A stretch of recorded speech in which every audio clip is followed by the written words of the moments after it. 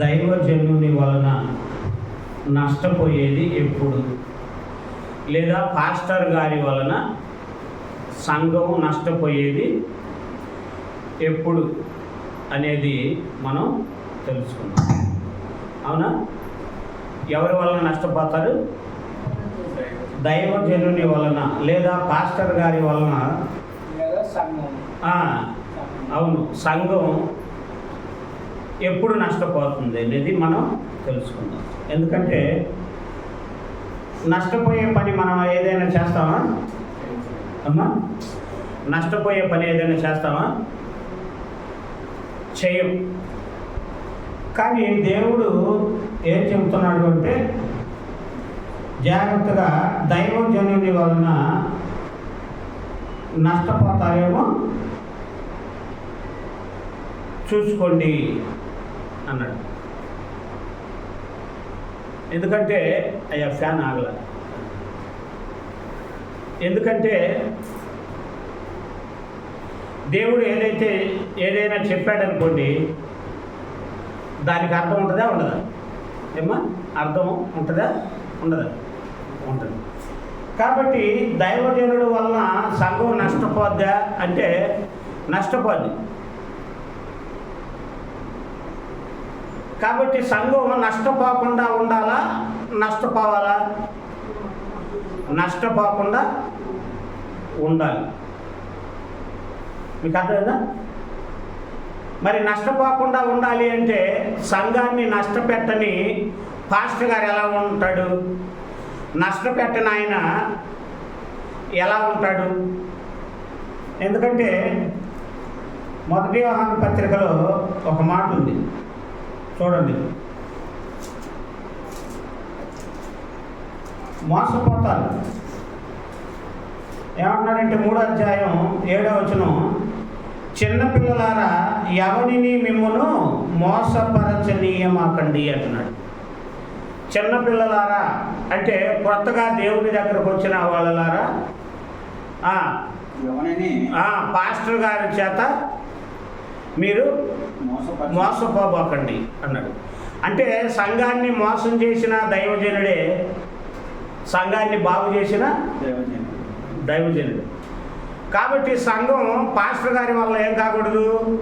నష్టపోకూడదు. మరి సంఘం ఎప్పుడు నష్టపోద్ది? పాస్టర్ గారి వలన. అవునా కదా? ఎందుకంటే పాస్టర్ గారు అంటే ఎలాంటి వాడో తెలుసా? చూడండి, యోహాను సువార్త 10వ అధ్యాయం. యోహాను సువార్త 10వ అధ్యాయం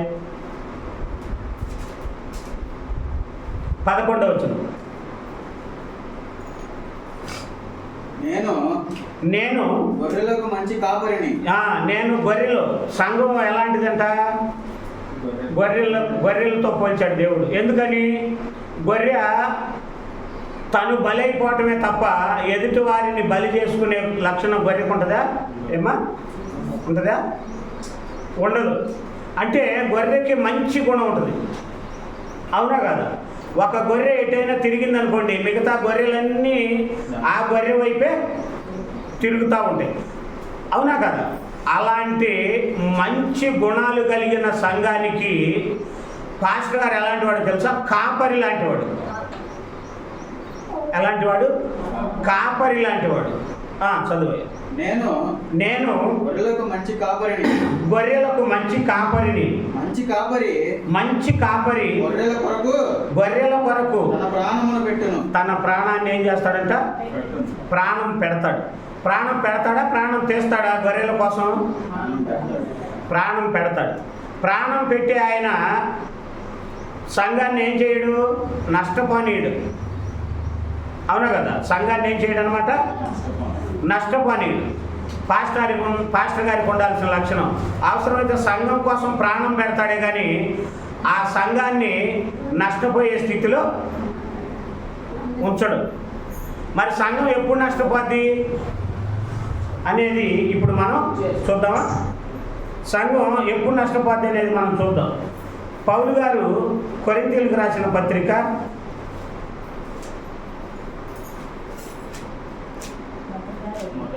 2 కొరింథీ 7వ అధ్యాయం 7వ అధ్యాయం. ఇక్కడ జాగ్రత్తగా ఉంది. ఇక్కడ ఏం చెబుతున్నాడంటే సంఘం తప్పు చేసింది. సంఘం ఏం చేసింది? తప్పు చేసింది. తప్పు చేస్తే పౌలు గారు ఏం చేస్తున్నాడో తెలుసా? కోప్పడ్డాడు. ఏం చేశాడు? ఎలా కోప్పడ్డాడో ఇప్పుడు మనం చూద్దాం. ఎలా కోప్పడ్డాడో ఇప్పుడు మనం చూద్దాం. పౌలు గారు కొరింథీయులకు రాసిన 2వ పత్రిక 7వ అధ్యాయం 7వ అధ్యాయం తీశారా? 8వ వచనం. నేను రాసిన పత్రిక వలన మిమ్మును దుఃఖ పెట్టినందున విచారపడను. అంటే పౌలు గారంట ఆ సంఘానికి రావటం కుదరక ఇక్కడికి బాబు పాస్టర్ గారు వస్తే నేనంట మీకు చెప్పడానికి కుదరక పేపర్ రాసినట్టు పేపర్ మీద రాసి పంపించానంట. అర్థమైందా? లేదా నేను వచ్చినప్పుడు బాబు మీకు ఒక మాట చెప్పడానికి పేపర్ మీద రాసి ఇచ్చాడంట, పుస్తకం ఇచ్చాడంట. అదిగో పోయి సంతమగలూరు సంఘానికి నేను ఇచ్చినట్టుగా ఈ పేపర్ ఇవ్వమన్నాడు. ఆ పేపర్లో ఏం రాశాడు తెలుసా? గద్దించి రాశాడు. అందరిని ఏం చేశాడు తెలుసా? గద్దించి రాశాడు. గద్దించి రాసేసరికి వాళ్ళు ఏం చేశారో తెలుసా? దుఃఖపడ్డారంట. ఏం చేశారు? గద్దిస్తే దుఃఖపడతారా? దుఃఖపడరా? దుఃఖపడ్డారంట. అర్థమైందా? గద్దిస్తే ఏమయ్యారు? దుఃఖపడ్డారు.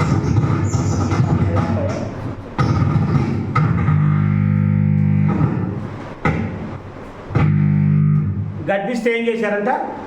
దుఃఖపడ్డారంట. దుఃఖపడ్డారని ఆయనకు తెలిసి ఆయన ఏమంటున్నాడో చూడండి. 8వ వచనం. నేను రాసిన పత్రిక వలన మిమ్మల్ని దుఃఖపెట్టినందున విచారపడను. అందరూ దుఃఖపడితే ఆయన ఏమన్నాడు తెలుసా?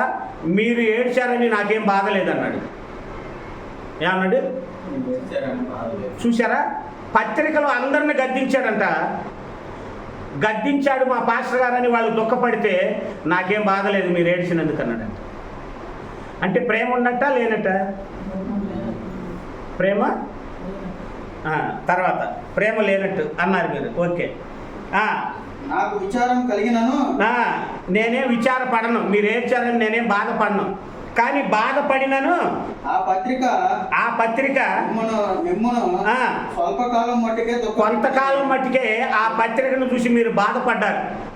అయ్యో పౌలు గారు మమ్మల్ని తిట్టాడే, లేదా పాస్టర్ గారు మమ్మల్ని తిట్టాడు, మమ్మల్ని గద్దించాడు అని కొంతకాలం మీరు బాధపడ్డారు.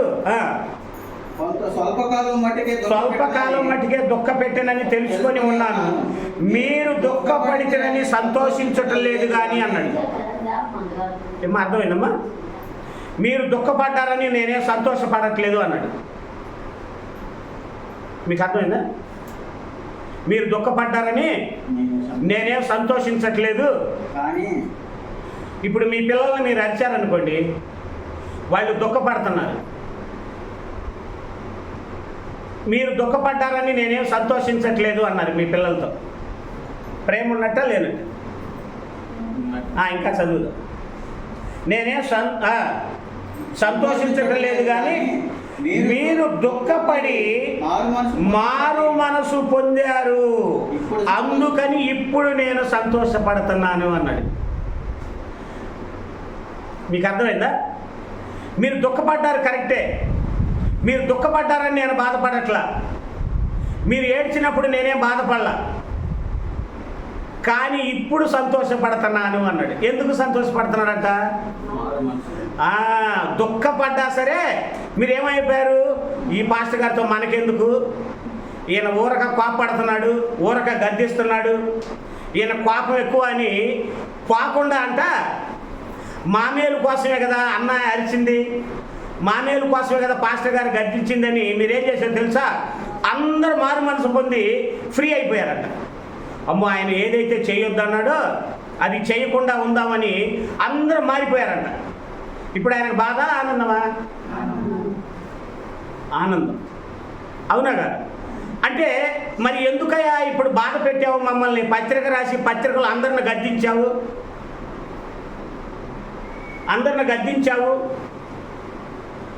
అంటే ఇప్పుడు మీరున్నారు, ఇష్టమైన వాళ్ళని ఎక్కువ గద్దిస్తామా, ఇష్టం కాని వాళ్ళని ఎక్కువ గద్దిస్తారా? ఇష్టమైన వాళ్ళని ఎక్కువ గద్దిస్తాం. వాళ్ళు ఏమంటారు తెలియక, ఎందుకమ్మా ఎప్పుడు నన్నే అరుస్తావు, వాడిని అరవు అంటారు.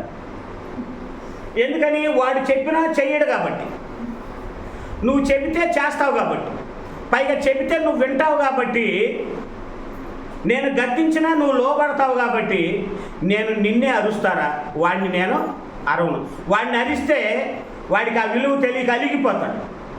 ఏం చేస్తాడు? తెలియక అలిగిపోతాడు. అదే నువ్వైతే అలిగిపోవు. మా నాన్న లేదా మా అమ్మ నా మంచికే చెప్పిందని మారతావు. అంటే మారే మనసు నీకుంది, గద్దింపుకు లోబడే మనసు నీకుంది కాబట్టి నువ్వు తప్పు చేసినప్పుడల్లా నిన్నే అరవాలనిపించింది. కానీ వాడిని అరిస్తే వాడు పారిపోతాడు, నువ్వు పారిపోవన్నమాట. నేను కోప్పడితే నా మీద ప్రేమ ఉండబట్టే కదా మా అమ్మ కోప్పడింది, నేను చెడిపోకూడదని కదా మా నాన్న కోప్పడిందని అర్థం చేసుకొని ఉంటావురా అన్నాడు. అలాగే పౌలు గారు కూడా మీరు దుఃఖపడి వెళ్ళిపోలా, మీరు ఏడ్చినందుకు మళ్ళీ అందరూ మారు మనసు పొందేసరికి నాకేం కలిగింది అంటున్నాడు? ఆనందం, సంతోషం కలిగిందంట. అర్థమైందా? అంటే పత్రిక రాసినప్పుడు వాళ్ళు ఏడ్చేసరికి నాకేం బాధ లేదన్నాడు. వాళ్ళు మారు మనసు పొందేసరికి అమ్మయ్య మీరు మారండి అని నేను పత్రిక రాశాను కదా, నా పత్రిక చూసి మారేసరికి మీరు ఏడ్చిన ఏడుపు గుర్తు రావట్లేదు, కానీ ఏడ్చి మా మంచి కోసమే కదా అరిచింది అని మీరు మనసు మార్చుకొని బాగుపడ్డారు చూసారా, నాకు ఇప్పుడు ఆనందంగా ఉంది అన్నాడు. అంటే ఇప్పుడు చెప్పండి, పౌలు గారిది ప్రేమ, ప్రేమ లేని తనమా? ప్రేమ. ప్రేమించిన వాళ్ళనే దేవుడు గద్దిస్తాడు. మనం అంతే కదా. చూడండి, ఎక్కడ ప్రేమ ఉంటుందో అక్కడ గొడవలు ఎక్కువ ఉంటాయి. ఏమ్మా? ఎక్కడ ప్రేమ ఉంటుందో అక్కడ గొడవలు ఎక్కువ ఉంటాయి. అవునా కదా? ఎందుకని ప్రేమ ఎక్కువ ఉంటే గొడవలు ఉండేది? ప్రేమ ఉంటే ఒకళ్ళకొకళ్ళు మంచి చెప్పుకుంటూ ఉంటారు. మంచి చెప్పుకునేటప్పుడు గొడవలు. ప్రేమ లేదనుకో, వాడు ఎట్టుపోతే నాకెందుకు, ఆ అమ్మ ఎప్పుడు వస్తే నాకెందుకు, గొడవలు ఉండవు. ఎందుకని? ఒకళ్ళు చెప్పుకోరు కాబట్టి. అవునా కదా? అంటే ప్రేమ ఉన్న చోట ఏముంటాయి? గొడవలు ఉంటాయి. గొడవలు ఉన్న చోటే గద్దింపు ఉంటుంది.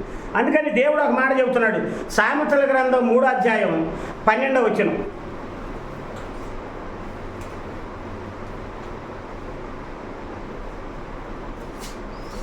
సామెతల గ్రంథము 3వ అధ్యాయం. తండ్రి తనకిష్టుడైన కుమారుని గద్దించు రీతిగా, అదిగో తండ్రి ఏం చేస్తాడంటే ఇష్టమైన కుమారుని గద్దించు. మీరే చెప్పారు, దేవుడి కంటే ముందే మీరే చెప్పారు. నేను అడగగానే ఎవరిని ఎక్కువ గద్దిస్తారమ్మా అంటే ఇష్టపడ్డని వాళ్ళని గద్దిస్తాం లేదా ప్రేమించిన వాళ్ళని గద్దిస్తామని ముందు మీరే చెప్పారా లేదా? దేవుడు కూడా ఏమన్నాడు తెలుసా? మీరు ఒక తండ్రి లేదా ఒక తల్లి వాళ్ళకి ఇష్టమైన పిల్లలను గద్దించినట్టుగా నేను కూడా ఏం చేస్తానన్నాడు? గద్దించు రీతిగా యెహోవా తాను ప్రేమించు వారిని గద్దించును. అదిగో ఆయన ఎవరినైతే ప్రేమిస్తాడో వాళ్ళని ఏం చేస్తాడంట? గద్దిస్తాడంట. మీకు అర్థమైందా? గద్దిస్తాడంట. అంటే ఒక మనిషి మనల్ని గద్దించారు అంటే మనకి ఆ మనిషికి ఏ సంబంధం? దగ్గర సంబంధం. అర్థమైందా? దగ్గర సంబంధం. ఎన్ని తప్పులు చేసినా గద్దించలేదు అంటే వీళ్ళు గద్దిస్తే వెళ్ళిపోతారు కాబట్టి వీళ్ళని గద్దించకూడదు అన్నాడు అనుకుంటే దూరపు సంబంధమా దగ్గర సంబంధం? దూరపు సంబంధమా దగ్గర సంబంధం? దూరపు సంబంధం. గద్దించాడంటే దగ్గర సంబంధం. అంతెందుకు, నేను బండి మీద వస్తా మన మల్లేశ్వర సిస్టర్ని అక్కడ చూశా. మీలో ఒకళ్ళు ఆడుంటే ఎక్కువ బాధపడేవాడిని, కానీ మల్లేశ్వర సిస్టర్ ఆడుంటే అంత బాధ కలగల. ఎందుకని? ఎక్కువ రాదు కాబట్టి. అంటే నాకు ఆమెకు సంబంధం తక్కువ కాబట్టి. అదే మీలో ఎవరైనా ఆడుంటే మాట్లాడకుండా రాను, అవునా కదా, బాధ కలిగిద్ది. అయ్యో ఎప్పుడు రాని మనిషి వచ్చిందే. మీకు అర్థమైందా? అంటే ఒక మనిషి గురించి మనం బాధపడాలి అంటే మనకేముండాలి? సంబంధం, దగ్గర సంబంధం ఉండాలి, ఎక్కువ కలుస్తూ ఉండాలి. ఎప్పుడైతే మనం కలవకుండా వేరుగా ఉంటామో మనలో ప్రేమలు కూడా ఏమైపోతూ ఉంటాయి, అంత ఉండదు. అందుకే అక్కడి నుండి వస్తూ ఉన్నప్పుడు, అరే నా సహోదరి అహస్ ఇక్కడ హోటల్లో పనిచేస్తూ ఉంటే సండే రోజు నాకు బాధ లేదు ఎందుకని అంటే కనెక్షన్ తక్కువ. ఆవిడకి ఇష్టమైనప్పుడు వస్తుంది, రానప్పుడు ఆగిపోద్ది. అంటే ఒక గట్టి ప్రణాళిక లేదు. ఆదివారం ఎన్ని పనులున్నా నేను ఆరాధనకి వెళ్ళాలి అనేది తనకు లేదు. కాబట్టి ఏమైపోయింది, ఆవిడకి నాకు మధ్యలో ఆ ఫీలింగ్ కలగల. అలాగని కలగలేదని నేను నటిస్తే దేవుడు ఏమనుకుంటాడు? నటించమాకురా అనుకుంటాడు. అంటే ఇప్పుడు మల్లేశ్వర్ అంటే నాకు బాగా ఇష్టం ఉండాలి అంటే, నేనంటే మల్లేశ్వర సిస్టర్కి ఇష్టం ఉండాలి అంటే మా మధ్యలో ఏముండాలి? ఎక్కువ సహవాసం ఉండాలి. ఎక్కువ సహవాసం ఎప్పుడు ఉంటుంది? ఆరాధన సంఘ కార్యక్రమాల్లో ఎక్కువ పాల్గొంటూ ఉండాలి, అవునా కదా? అందుకని దేవుడు అన్నాడు, తండ్రి తనకిష్టమైన పిల్లలను గద్దించు రీతిగా యెహోవానైన నేను ప్రేమించు వారిని ఏమన్నాడా? గద్దించును. అదిగో, నేను ప్రేమించిన వాళ్ళని ఏం చేస్తా? గద్దిస్తాను అన్నాడు. మీకు అర్థమైందా? నేను గద్దిస్తాను అన్నాడు. అంటే గద్దిస్తాడు అంటే ఆయన ఎవరి మీద అయితే గద్దింపు ఉంటుందో అప్పుడు ఆయనకి ఆ విశ్వాసకి ఏమున్నట్టు? దగ్గర సంబంధం. అంటే దేవుడు ఎలా గద్దిస్తాడన్నా అని మీరు అనుకోవచ్చు. దేవుడు రాడు. దేవుడు స్థానంలో దైవజనుడు ఇదిగో బైబిల్ ద్వారా ఏం చేస్తాడు? గద్దిస్తాడు. అంటే దైవజనుడు గద్దించాడంటే దైవజనుడికి నీకేముంది? తండ్రి కూతుళ్ళ సంబంధం ఉంది, తండ్రి కొడుకుల సంబంధం ఉంది. ఈ సంబంధం ఉన్నప్పుడే పాస్టర్ గారు గద్దిస్తాడు. ఇక్కడ ఒక మాట గుర్తొచ్చింది. ఒక అమ్మాయి ఉంది మా దగ్గర. నేను మా అమ్మాయిని అరే బావాని అంట. ఆ అమ్మాయి ఏమంటుంది తెలుసా? నేను పేరు పెట్టి పిలుస్తా. కోపపడింది నా మీద. ఏం చేసింది? నీతో ఎంత క్లోజ్గా ఉన్నా ఏరుబందరంగా చూస్తావు అన్నది. ఎందుకనమ్మా, ఏం చేశా అన్న. భవానీని అయితే పేరు పెట్టి పిలుస్తావు, మరి నన్ను అమ్మాయి అంటావు, పేరు పెట్టి ఎందుకు పిలవు? నీకు అర్థమైందా? నన్ను పేరు పెట్టి ఎందుకు పిల్లవు అని అడిగింది. అంటే ఆ అమ్మాయికి ఏమనిపించింది? దూరం అనిపించింది. బాగా చెప్పింది. మళ్ళీ నీకు నాకు అంత దగ్గర ఉన్నాం కదా, మరి నీ కూతుర్ని భవానీ అని పిలిచినప్పుడు నన్ను కూడా పేరుతో ఎందుకు పిలవలేదు నువ్వు అంటే ఆ అమ్మాయిని కూతురు కంటే కొంచెం తక్కువగా చూశానని ఏమనిపించింది? బాధ అనిపించింది. ఏమనిపించింది? నాకైతే ఆనందంతో సంతోషం వేసింది. అబ్బో, అంటే నా కూతురులాగా ఉండాలని ఎంత ఇదిగా అనుకుందా. ఇంకా చూడు, మామూలుగా ఇది కాదు నాకు. అప్పటి నుంచి ఎంత ఇదిగా ఉండేవాడిని అంటే అంత ఇదిగా ఉండేవాడిని. ప్రార్థన పోయాను అనుకో, ఏంది 8ంటికి రావాల్సిన ఆయన ఇంకా రాలా, ఏం చేస్తున్నావు అయ్యా రోడ్ల మీద? ఇంటి దగ్గర వచ్చి ఒక పావుగంట వాక్యం చెబితే బాగుంటుందిగా. చూసారా? అంటే ఏం చేస్తుంది? నన్ను పరీక్షిస్తుంది. అర్థమైందా? ప్రేమ ఉండు కాడ ఏముంటుంది? గద్దింపు ఉంటుంది. ఆ అమ్మాయికి ఏమనిపించిందంటే అన్న దగ్గర నేను సంపూర్ణంగా సొంత కూతురులాగా ఉండాలి అనుకుంది కాబట్టి నన్ను పేరుతో ఎందుకు పిలవు అన్నది. తర్వాత వేరే ఒకరోజు ఇంకొక నాకు ఆయమ్మ కంటే ఇంకొంచెం దగ్గర ఉన్న అమ్మాయిని నేను అరిచా. 2-3 సార్లు అరవటం చూసేసరికి నా మీద ఎందుకు కోప్పడవు అని అడిగింది. మీకు అర్థమైందా? అప్పుడు అర్థమైంది. ఏమని? ఓహో, దగ్గర సంబంధాన్ని బట్టి గద్దింపులు ఉంటాయి తక్కువ చేస్తే. అంటే ఆ అక్కతో అన్నయ్య బాగుంటున్నాడు, నన్ను అయితే తప్పు చేస్తే అరవట్లేదు అంటే అర్థమైంది. ఇంకా నేను చూసారా? అంటే ఎలా ఉండాలనుకుంది? సొంత తండ్రి తన కూతురు ఎలాగైతే ఉండాలనుకుందో ముమ్మూర్తులా నేను అంతే ఉండాలి అనుకుంది. ఇది ప్రేమ పొందటం అంటే. ఇలాంటి వాళ్ళు ఇష్టమైన వాళ్ళు, ఆ ఇష్టమైన వాళ్ళని ఏం చేస్తారు తెలుసా? గద్దిస్తారు. ఆ అమ్మాయిని ఒకరోజు ఏమన్నా కొడితే ముఖం అటు తిరిగిద్దన్న, ఓరకు అరమాకయ్యా కొడతా అంటావు, ఎప్పుడు కొట్టావు అన్నది. ఏమన్నది? ఓరగా అంటే కొట్టదాన్ని అనగానే కొడతావా? నువ్వు కొట్టలా, ఏదైనా తేడాని. అంటే ఒక మంచి మనిషి ఏం కావాలనుకోవాలి? దగ్గరైతే ఎలా ఉంటుంది సంబంధం? ఆత్మ సంబంధం గట్టిగా ఉంటుంది. ఇదే ఆత్మ కలిగించే ఐక్యత.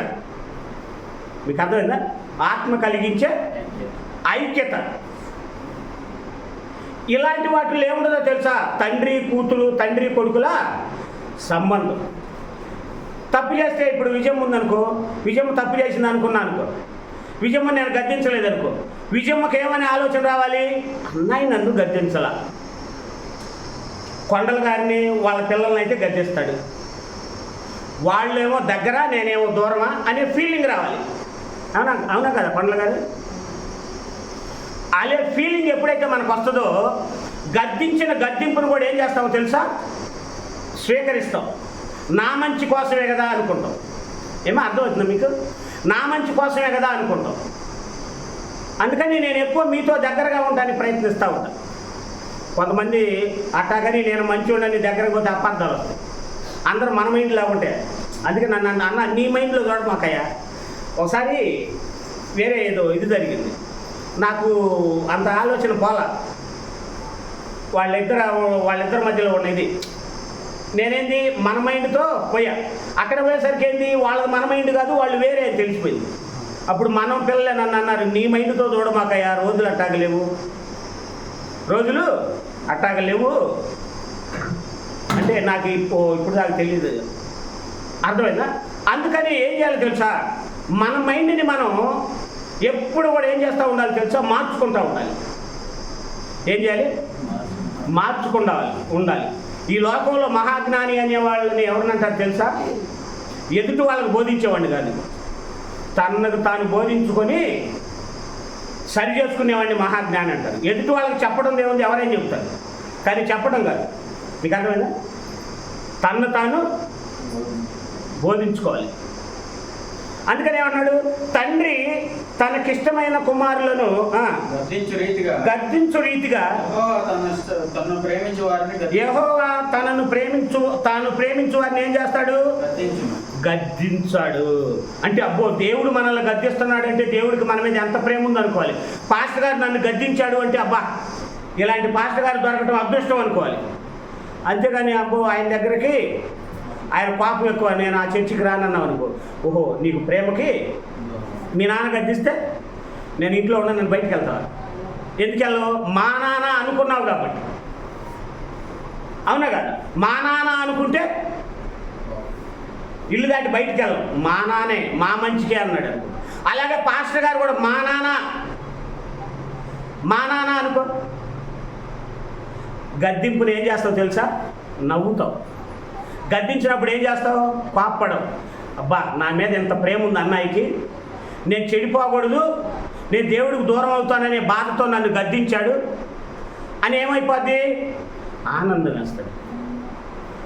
ఇలాంటి ఫీలింగే ఇది ఒక కొరింథీ సంఘంలో ఉన్న వాళ్ళకి ఏమైందా? అనుభవించారు, ఏడ్చారు. మళ్ళీ ఏమనుకున్నారు? మా మంచి కోసమే కదా అని ఏమనుకున్నారు? మార్చుకునేసరికి ఆయనకి ఏమనిపించిందో తెలుసా? మళ్ళీ చిన్నగా గడ్డం పట్టుకుంటున్నాడు. మీకు అర్థమైందా? ఇప్పుడు అంజలి సిస్టర్ నేను అరిచాను అనుకో, కోప్పడింది. మళ్ళీ మరుసటి రోజు నేను చేయొద్దన్న పని మానుకొని నేనే మానుకున్నాలేయా, నువ్వు వద్దన్నాక నేను మానుకున్నాగా అనగానే ఎట్టా ఉంటుంది నాకు? ఇంకెమ్మటే గడ్డం పట్టుకోవాలనిపించింది. అవునా కదా? ఎందుకని? మార్చుకుందన్న ఆనందంతో ఇంకేం చేస్తా? అరే నేను చెప్పింది నీ మంచికేనమ్మా. బుజ్జగించే ముందేమొస్తుంది? గద్దింపు వచ్చింది. గద్దింపుకు లోబడిన తర్వాత ఏమొస్తుంది? బుజ్జగించటం వచ్చింది. అవునా కదా? పౌలు వారు అలాగే ఇక్కడ బుజ్జగించాడు. చూడండి, అరే నేను ఎందుకు రాశాను తెలుసా? నీ మంచికేనమ్మా అని చూడండి ఎంత బాగా రాశాడు. చదువయా 2 కొరింథీ పత్రిక 7వ అధ్యాయం 9. మీరు దుఃఖపడితిరని సంతోషించుటలేదు, కానీ మీరు దుఃఖపడి మారు మనసు పొందితిరని ఇప్పుడు సంతోషించుచున్నాను. ఏలయనగా అని ఏం చెబుతాడు తెలుసా? ఏ విషయంలోనైనాను మా వలన మీరు నష్టము పొందకుండుటకై. బా, ఏం మాట అండి. అంటే అమ్మా నిన్ను ఎందుకు గద్దించానో తెలుసురా? నేను గద్దించకపోతే నువ్వు మారవురా. నీ మేలుకేనేనమ్మా నేను గద్దించింది. అయినా నేను గద్దించినప్పుడు బాధపడ్డా, కానీ ఇప్పుడు నువ్వు మారేసరికి చాలా ఆనందంగా ఉందిరా నాకు. నేను నీ మంచికేనమ్మా అని చెప్పినట్టుగా పౌలు గారు ఏం చెబుతున్నాడు? నేను మిమ్మల్ని గద్దించకపోతే నష్టం మీకే. అర్థమైందా? అందుకని ఏమన్నాడు? మళ్ళీ అదే వచ్చిన చదువయ్యా. ఏలయనగా ఏ విషయములో అయినను మా వలన, అంటే పాస్టర్లమైన మా వలన, మీకు అర్థమైందమ్మా జ్యోతి సిస్టర్? మీకు అర్థమైందా? పాస్టర్లమైన మా వలన మీరు నష్టపొందకుండా ఉండటానికి నేను గద్దించాను. అంటే సంఘం ఎప్పుడు నష్టపోద్దో తెలుసా? పాస్టర్ గారు గద్దించనప్పుడు. మీకు అర్థమైందా? అదేనా పౌలు గారు చెప్పింది? అంటే సంఘం వల్ల, పాస్టర్ గారి వల్ల సంఘం నష్టపోద్ది. ఎప్పుడు? గద్దిస్తే వెళ్ళిపోతారేమో, గద్దిస్తే ఉండరేమో అనుకొని ఎప్పుడైతే గద్దించరో వాళ్ళకేముండదనమాట, లోబడే తత్వం ఉండదు. ఇప్పుడు కొండలు గారు ఉన్నారు. ప్రసాద్ మీద ప్రేమ పెరగాలి అంటే గద్దించినప్పుడు అర్థమైంది. లోబడితే ప్రసాద్ మీద ఏమైంది? ప్రేమ పెరిగింది. నాగరాజుని గద్దిస్తే లోబడితే ఏమైంది? కొండల గారికి ప్రేమ పెరిగింది. అంటే గద్దింపు వెనక ఎంత ఆలోచన ఉందో చూడండి. అంటే గద్దించాలంటే ముందు ఏముండాలి? మనిషి ఇష్టమై ఉండాలి. ఏమై ఉండాలి? ఇష్టమై ఉండాలి. ఇష్టమైన వాళ్ళని గద్దిస్తాం. చాలామంది అమాయకంగా నన్ను గద్దించాడని వెళ్ళిపోతాడు. పిచ్చిదానా, పిచ్చోడా, నువ్వంటే ఇష్టం కాబట్టి గద్దించాడు. ఇది అర్థం కావట్లేదు. కాబట్టి పౌలు గారు ఏమన్నాడంటే, మా వలన మీరు నష్టపోకుండా ఉండటానికి నేను గద్దించానే తప్ప నేను గద్దించాలనే కోరిక నాకు లేదు అంటున్నాడు. కాబట్టి పాస్టర్ గారి వలన సంఘం నష్టపోయేది ఎప్పుడు? గద్దించినప్పుడు. తప్పు చేసినా గద్దించలేదనుకోండి, సంఘాన్ని చెడగొడుతున్న పాస్టర్ గారా వాళ్ళేనా? పాస్టర్ గారే చెడగొడుతున్నట్టు లెక్క. అర్థమైందమ్మా? పాస్టర్ గారే చెడగొడుతున్నట్టు లెక్క. గద్దిస్తే ఏమొస్తుంది అనుకోవచ్చు. చూడండి సామెతల గ్రంథం 1వ అధ్యాయం 25వ వచనం. గద్దిస్తే ఏమొస్తుందన్న? ఎందుకు గద్దించాలి అంటే చూడండి, నేను చెప్పిన బోధ ఏమియు 25వ వచనం. సామెతల 1:20. నేను చెప్పిన బోధ ఏమియు మీరు వెనక త్రోసివేసితిరి. వెనక ఏం చేశారు? త్రోసివేసితిరి. నేను గద్దింపగా లోబడకపోతిరి. కాబట్టి మీకు అపాయం కలిగినప్పుడు, అదిగో గద్దింపినప్పుడు లోబడలేదు. లోబడకపోయినందుకు ఏం జరిగిందంట? అపాయము. ఏంటి? అపాయం కలిగింది. అదే గద్దింపుకు లోబడితే అపాయం దగ్గరికి రాదు. ఎందుకని? తండ్రి తనకిష్టమైన కుమారుణ్ణి కాపలా కాస్తాడు. టయానికి ఇంటికి వచ్చేవాడు లేట్ అయిందనుకో, తండ్రి దృష్టి అంతా ఎవరి మీద ఉంటుంది? డైలీ టయానికి ఇంటికి వచ్చి ఆ రోజు లేట్ అయిన వాడి మీద ఉంటుంది. ఎప్పుడు ఇంటికి రాడు సరిగా అని ఆయన మీద మనసు ఉంటుందా? వాడే వస్తాడు ఎప్పుడొకప్పుడు. అంటే తండ్రి మనసు క్రమంగా, మర్యాదగా, పద్ధతిగా ఉన్న వాళ్ళ మీద ఉంటుంది. క్రమం లేని వాళ్ళ మీద ఉండదు. ప్రేమ అయితే ఉంటుంది, కానీ వాళ్ళ మీద ఇతనికి ఉన్నంత మంచి మనసు అతని మీద ఉండదు. మీకు అర్థమైందా? అలాగే ఇక్కడున్న మీ అందరిని నేను గద్దించాను అంటే మీకు అర్థమైందో తెలుసా? ఏం ఫిక్స్ అయిపోవాలి మీరు ఏమనుకోవాలి? ఇప్పుడు చెప్పండి. మా నాన్న గద్దించాడు అనుకోవాలి. మేము చెడిపోతే మా పాస్టర్ గారికి బాధ, మేము దేవుడికి దూరంగా ఉంటే మా పాస్టర్ గారికి బాధ. అంటే మా మీద ఇంత ప్రేమ కావాలా మా పాస్టర్ గారికి అనుకోవాలి. కానీ వ్యక్తిగత గొడవలు ఏమైనా ఉంటాయి ఆ పాస్టర్ గారికి ఉండవు. అందుకని పౌలు గారు ఏమన్నాడు? నా వలన మా వలన పాస్టర్లమైన మా వలన మీరు నష్టపోకుండా ఉండటానికే నేను గద్దించాను. గద్దించకపోతే ఏమైంది? నష్టపోతారు. నష్టపోతే ఎక్కడికి వెళ్తారు? ఆపదలో, నరకమని ఆపదలో పడిపోతారు. కానీ గద్దించే సంఘాలు ఎక్కడ ఉన్నాయి? గద్దించే పాస్టర్ గారు ఎక్కడ ఉన్నాయి? గద్దించాలంటే ముందు ఏముండాలి? ఇద్దరి మధ్యలో ఇది ఉండాలి. మొన్న గుంటూరులో బైబిల్ క్లాస్ పెట్టా. ఈ మాటేనండి, ముగించుకున్నాం. గుంటూరులో బైబిల్ క్లాస్ పెడితే బైబిల్ క్లాస్ అయిపోగానే కొత్త వాళ్ళు వచ్చారు. ఆ గది అంతా నిండిపోయి బయట కూడా కూర్చున్నారు. అంతమంది వచ్చారు బైబిల్ క్లాస్ అని.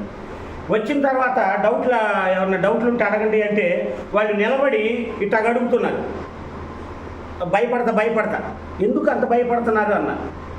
ఎందుకు అంత భయపడుతున్నారు, అంత ఇదిగా ఎందుకు ఉంటున్నారు అని అందరి కుర్చీలు కూర్చోబెడితే వాళ్ళు ముందు కూర్చొని ఏమన్నారు తెలుసా? వామ్మో, మా పాస్టర్ గారి ముందు మేము ఇట్టాగా కూర్చుంటే ఆయన ఇట్లా చూస్తాడు. అసలు మీరైతే కుర్చీలు వేసి మరీ కూర్చోబెట్టుకొని మాట్లాడుతున్నారు ఒక తండ్రిలాగా అంటే వాళ్ళకి వెంటనే ఏ ఆలోచన వచ్చింది? కొడుకైతే కింద కూర్చుంటాడా? కొడుకైతే నాతో సమానంగా ఉంటాడంటాడా? మరి కొడుకు అయితే కింద కూర్చునేది ఏంటి? తండ్రి అయితే కుర్చీలో కూర్చుంది. మీకు అర్థమైందమ్మా? ఇంకా అప్పుడు వాళ్ళ మధ్యలో గద్దింపు ఎందుకు ఉంటుంది? ఉంటుందా? ఉండదు. ఒక మాట చెప్పమంటారా? ఇలాంటి బోధకి మీరు అదృష్టవంతులు. ఆ విలువ మీకు తెలిసినా తెలియకపోయినా నేను మాత్రం చెబుతున్నాను, దేవుని ప్రేరేపణతో, నా గొప్పతనం అని కాదు, నన్ను మిమ్మల్ని కూడా ఇలాంటి బోధలోకి నడిపిస్తున్నాడు దేవుడు అంటే అది మన అదృష్టం. లేదంటే వేరే చోటకి ఎక్కడైనా వెళ్ళి చూడండి. గుంటూరులో సంఘాన్ని ఎక్కడికైనా వెళ్ళండి అంట, ఎక్కడ ప్రార్థనకి అక్కడికి వెళ్ళండి అంట. వాళ్ళు అంటారంట, ఏంటి ఎక్కడ పడితే అక్కడికి వెళ్తారు, మీ పాస్టర్ గారు అరవరా అని. వాళ్ళు అన్నారంట, మా పాస్టర్ గారు వెళ్ళకపోతేనే ఎందుకు వెళ్ళలేదంటారు. నా ధైర్యం ఏంటయ్యా అంటే ఎక్కడికి వెళ్ళినా ఇదే గుర్తొస్తుంది, మా సంఘమే గ్రేట్, దేవుడు మాకిచ్చిన క్రమమే గ్రేట్ అనుకొని ఇక్కడికే వస్తారే తప్ప వీళ్ళు అక్కడికే వెళ్ళే ఛాన్స్ ఉండదు. అది నా ధైర్యం. అక్కడికి వెళ్తే ఇంకా బలపడతారు. ఏమని అన్న, మన దగ్గర ఉన్న క్రమం అక్కడ లేదన్నా అని. అక్కడికి వెళ్ళకపోతే అంతా ఇంతే అనుకుంటారు. వెళ్తే అప్పుడు అర్థమైంది మన దగ్గర ఉన్న క్రమం. దీన్ని బట్టి మీరు అదృష్టవంతులు. అబద్ధ బోధల వైపు లేరు, అసత్యాల వైపు లేరు, ఆడంబరాల వైపు లేరు, మ్యూజిక్ పెట్టి గందరగోళంగా చేసుకునే స్థితిలో లేరు. వస్తారు, డీసెంట్గా వాక్యం వింటారు, దేవుణ్ణి ఆరాధించుకుంటారు, ప్రభు శరీర రక్తం తీసుకుంటారు, మంచి మెసేజ్ని వెళ్ళిపోతాం. మీకు అర్థమైంది? కాబట్టి ఈ బంధం కోసం ఎక్కువ మనం ఏం చేయాలి? కష్టపడాలి. ఈ విలువ తెలియని వాళ్ళకైతే మమ్మల్ని ఎందుకు అంటున్నాడు అనుకుంటారు. విలువ తెలిసిన వాళ్ళైతే ఇందాక ఆయన అన్నది కదా, నన్ను పేరు పెట్టి పిలవే, నీ కూతుర్ని పేరు పెట్టి పిలుస్తావు, అమ్మాయి అమ్మాయి అంటారు. అంటే వెలితి అన్న దగ్గర వెలితి ఉండకూడదు అని. అమ్మ నన్ను కూడా అరిసింది. ఎందుకని అరిసింది? అది నాకు ముద్దుగా ఉంటుంది, అబ్బా నాకే చెప్తుంది అని. నీకు అర్థమైందా? మన మేలు కోరే వాళ్ళే మనకు మంచి, మనల్ని గద్దించే వాళ్ళే మనవాళ్ళు, మనల్ని గద్దించిన వాళ్ళు మనవాళ్ళు కాదు. మన బాబు కూతురు అందరం వెనక కూర్చొని అన్నం తింటున్నాం. వీళ్ళు టీవీ పడుకొని చూస్తారు. ఈ వయసులోనే పడుకొని చూసే, కూర్చొని చూడండి టీవీ అన్న వాళ్ళని. మీకు అర్థమైందా? అప్పుడే నడువుల నొప్పులు వచ్చాయి మీకు. నిద్ర వస్తేనేమో టీవీ యాప్ పడుకోండి, లేదంటే కూర్చొని చూడండి అన్న. ఈ మాట మనసులో పెట్టుకుంది. అన్నం తినేటప్పుడు నేను కుర్చీలో కూర్చొని అన్నం తింటున్నా. అయ్యా మరి అందరు కింద కూర్చుంటే నువ్వు అక్కడే కుర్చీలో కూర్చున్నావుగా, నువ్వు కూడా కింద కూర్చో అందే. పిచ్చిగా ముద్ద వచ్చింది నాకు. ఇంక ఏం చేయాలా, మామూలుగా ముద్ద రావాలి నాకు. పిల్లలు నాకు చెప్తావా అనుకోలే నేను. వెంటనే అన్న కూర్చో అన్నారు. కాదులే, పిల్ల చెప్పినప్పుడు మనం విన్నామంటే అబ్రహాం అంకుల్ చిన్న పిల్లలు చెప్పినా వింటాడు అనే మనసు ఆ అమ్మాయికి వచ్చింది అని కింద కూర్చొని తిన్నా. అప్పుడు ఆ అమ్మాయి మనసులో ఏం బీజం ఉంటుంది? మా అబ్రహాం అంకులు చెప్పటమే కాదు, మేము చెప్పినా కానీ వింటాడు అనే మనసు వచ్చింది. పాస్టర్ని నేను పసిపిల్లవు నాకు చెప్తావా అంటే లోబడేవాడే లోబడమని చెప్పాలి, ప్రేమించేవాడే ప్రేమించమని చెప్పాలి. అర్థమైందా? అంతేగాని చెయ్యకుండా చెప్పేవాడి మాట అస్సలు వినొద్దు, అది చండాలంగా ఉంటుంది. అందుకని ఒక మాట కీర్తన గ్రంథం 141 అధ్యాయం ముగించుకుందాం.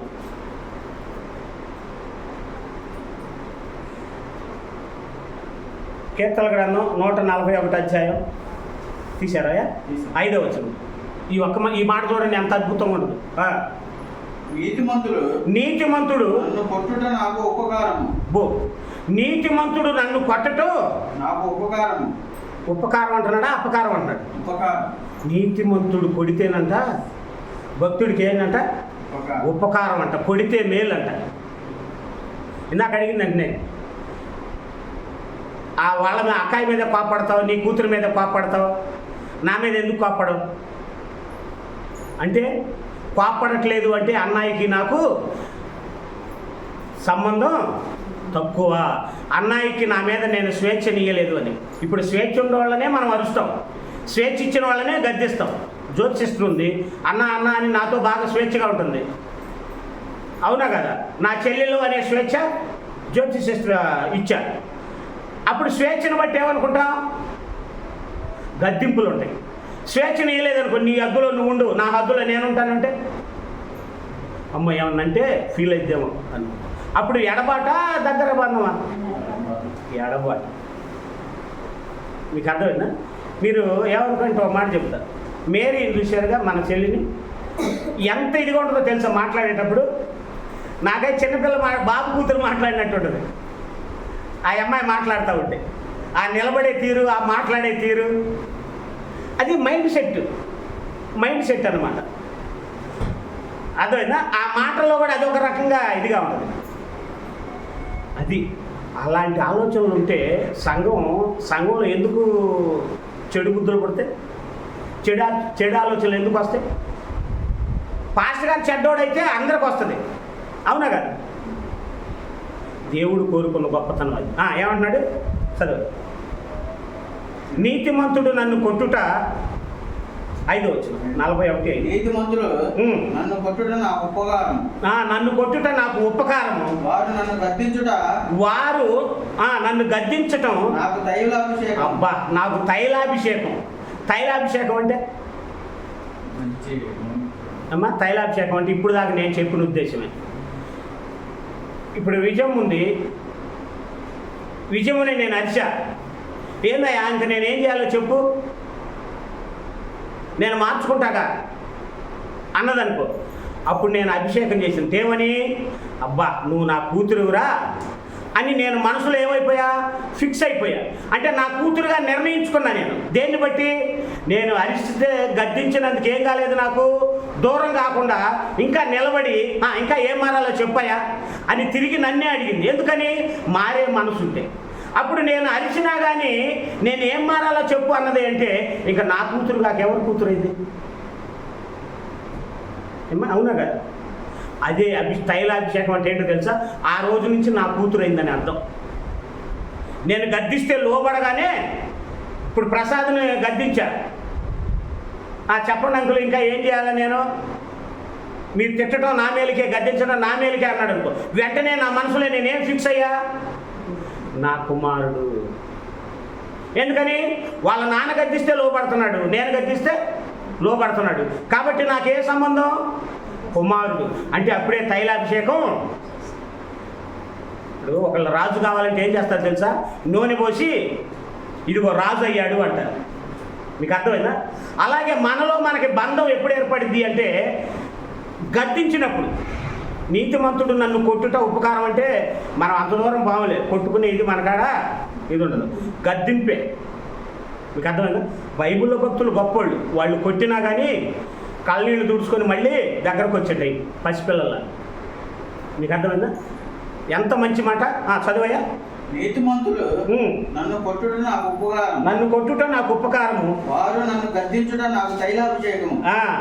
నేను అట్టి అభిషేకమును, నేను అలాంటి అభిషేకాన్ని త్రోసివేయకుందును గాక. బా, ఏం మాట అండి! నేను అలాంటి సంబంధాన్ని దూరం చేసుకోకుండా ఉండాలి అంటున్నాడు. మరి మీరు దూరం చేసుకుంటారా? నష్టపోతారా? అమ్మా అర్థమైందా? కాబట్టి దైవజనుడు వలన సంఘం ఎప్పుడు నష్టపోద్ది చెప్పండి ఇప్పుడు? గద్దించనప్పుడు. ఇప్పుడు నేను మిమ్మల్ని గద్దించలేదనుకోండి, నష్టపోతారు మీరు. అంటే మిమ్మల్ని నష్టపరిచింది ఎవరు? నేను. అంటే దేవుడు ఎవరిని అడుగుతాడు? నన్ను అడుగుతాడు. ఎవడరా నువ్వు మంచి కాపరి అని నిన్ను కాపరిగా పెట్టుకుంటే నీ పిల్లలుగా భావించి గద్దించకుండా, కొంతమంది ముఖం కూడా చూసి మాట్లాడరు. మీకు తెలుసా, మా కొత్తలో పరిచయం అయింది. అవి విశ్వాసుల కళ్ళల్లో చూసి మాట్లాడబాకండి అయ్యా. మేము వేరే చర్చి ఇక్కడికి వెళ్ళాం, వేరే పని ఉండి వెళ్తే ఆయన అన్నాడు, పాస్టర్ గారు అయ్యా విశ్వాసుల కళ్ళల్లోకి ఆడపిల్లల కళ్ళల్లోకి చూసి మాట్లాడకూడదంట. మాట్లాడితే మన ఆలోచనలు మైండ్ అమ్మా చండాల ఎంత చండాలం ఉందన్నమాట. మరి నీ కూతురు కళ్ళల్లోకి చూస్తే మైండ్ మారిందా? ఇలాంటి బోధకులు ఉంటే ఏం నేర్పుతారు తెలుసా? లేని మైండ్ వచ్చింది. లేని మైండ్ ఏమొస్తుంది? లేని మైండ్ పుట్టిద్ది. ఏమని? అమ్మో నేను మీ ఇంటికి వచ్చినప్పుడు నా భార్య పక్కన ఉంటే నేనమ్మా సరే ఓకే అంతవరకు బాగుంది. అమ్మో మీ ఇంటికి వచ్చినప్పుడు నా వైపు చూడ మాకు, నేను నీ వైపు చూడకుండా తలదించుకొని ప్రార్థన చేస్తా అంటాడంట.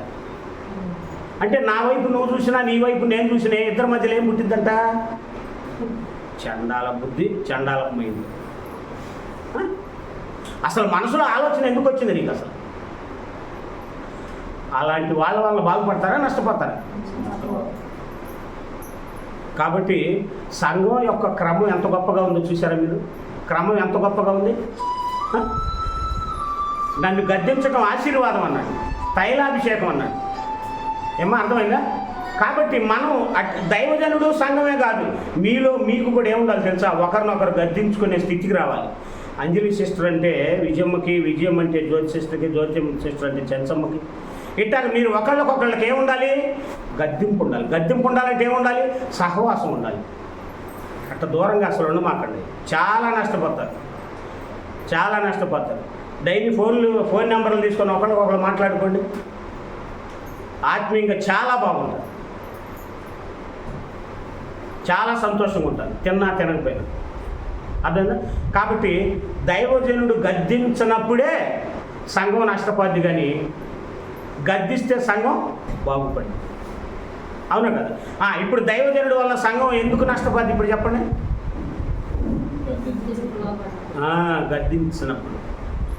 గద్దించినప్పుడు. కాబట్టి దైవజనుడు అని ఆయన గద్దించాలి. ఎందుకు గద్దిస్తున్నాడు అంటే ప్రేమించాడు కాబట్టి, ఇష్టపడ్డాడు కాబట్టి, నా బిడ్డలు అనుకున్నాడు కాబట్టి. కొరింథీ సంఘానికి అర్థమైంది, ఈయన మా మంచి కోసమే గద్దించాడు అని. ఈయన ఏం చేశారు? మారు మనసు పొందారు. మారు మనసు పొందారు. ఆయన ఏమన్నాడు? గడ్డం పట్టుకున్నట్టుగా బ్రతిలాడా లేదా? మాట్లాడా లేదా? అరే మీ మంచికేనమ్మా, మా వల్ల మీరు నష్టపోకూడదని రాశానమ్మా అన్నాడు. ఎంత బాగుంది ప్రేమ! అవునా కదా? అది కాబట్టి మనం ఏదో వాక్యం వింటున్నామంటే ఇది కాదు. మనం చర్చికి వచ్చాము అంటే ఏదో ఒక అద్భుతమైన విషయాన్ని మనం నేర్చుకొని పోతూ ఉండాలి, జీవితంలో పాటిస్తాం. అవునా కదా? మీకు అర్థమైందా? కాబట్టి దైవజనుడు గద్దించకపోతే బాధపడండి, కానీ గద్దిస్తే బాధపడమాకండి. అది దేవుడు ఈరోజు మనకి నేర్పింది. కాబట్టి ఇప్పటి వరకు కూడా శ్రద్ధగా మీ అందరికీ వందనాలు తెలియజేస్తూ నేను ముగిస్తున్నాను.